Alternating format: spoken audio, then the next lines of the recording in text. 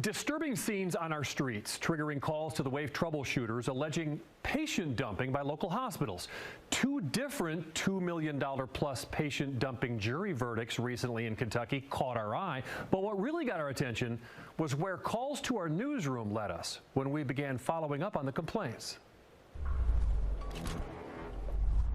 This story begins December 1st at 5 p.m. with a phone call to our newsroom from a horrified University Hospital employee claiming security had just wheeled a woman all the way out to the corner of Hancock and Ali, just off hospital property, dumped the elderly woman out of the wheelchair on the sidewalk, and left. Minutes later, we shot video of her, still in a soiled hospital gown and slippers, breathing hard under a blanket placed over her in 36-degree weather, her stuff in a bag next to her. The employee claimed she sees this a lot.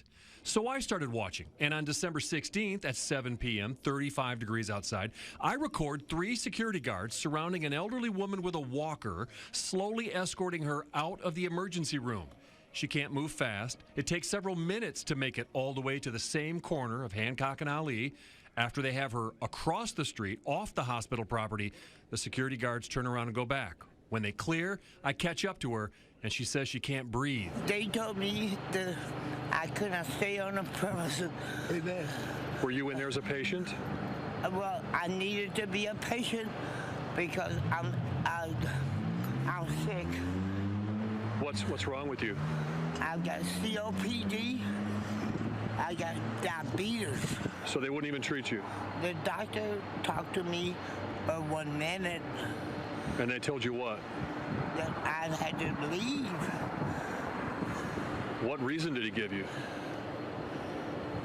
He didn't give me a reason. She tells me she's homeless. I've got to go because I'm hurting. I'm in pain. I was in a car crash, and it completely shattered my hip and pelvis.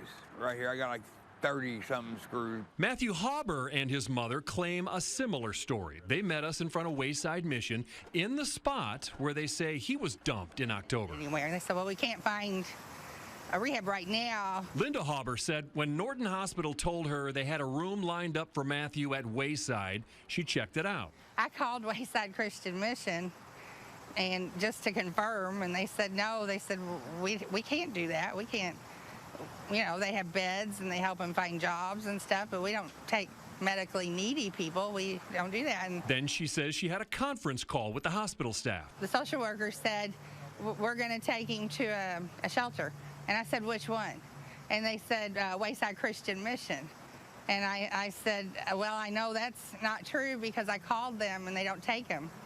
And then the lady said, the social worker said, well, that's history. Let's think of something else. Hauber says the next day, her son was unloaded from a transport vehicle on the curb in the rain on Jackson Street in front of Wayside. I thought they've dumped my garbage. I have to put out to the curb.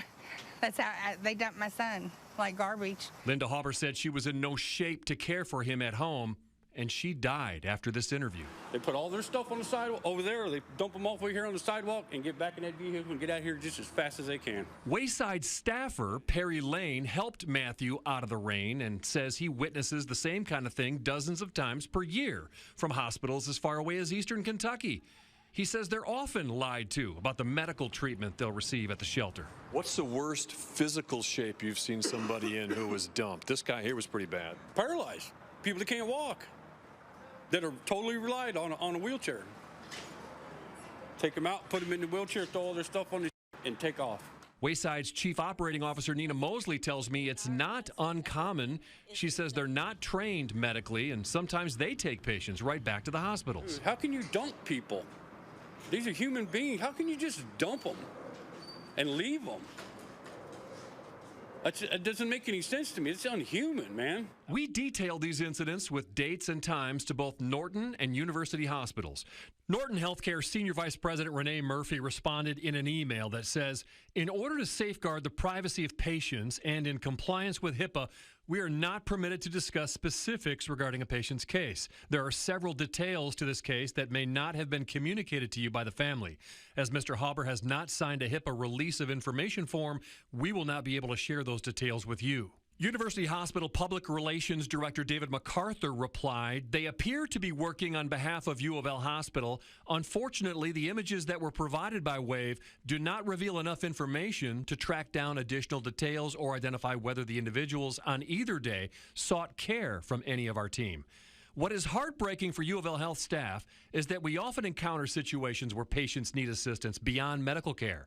As the community's safety net hospital, the challenges are particularly even more acute when providing health care to the unhoused population of Metro Louisville. Community resources are limited, and even when they are available, many individuals that may benefit from those resources still refuse assistance. The Emergency Medical Treatment and Labor Act, known as EMTALA, was passed in 1986 as a federal anti-dumping law.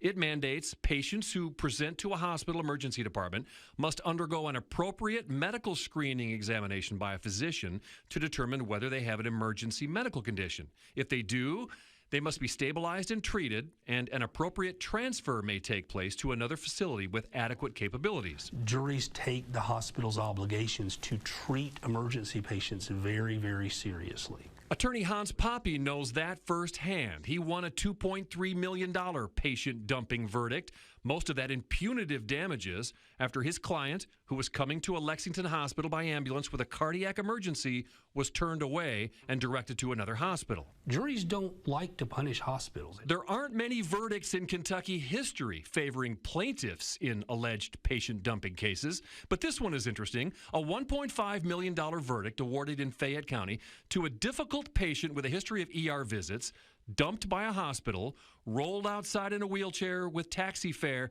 and hours later, the man was dead of an untreated ulcer. After being reversed on appeal, another jury socked the hospital for $1.45 million. So what that tells us is if a jury hears a case and they believe that there has been an EMTALA violation where a patient has been dumped or abandoned by the hospital, they really get upset. Dude, like, I'm worthless, man. We're throwaway. We're garbage, you know? Now, I was contacted this week by a police officer who worked off-duty at University Hospital who says she emailed U of L Health CEO Tom Miller on March 1st about this issue and what she was witnessing, and she says she was then informed she would no longer be working there. I asked U of L about that. They say the officer was concerned about the same things they are, and they're collaborating to increase community resources for the at-risk populations. As for being let go after her email, U of L would only say that she was employed by a third-party security service.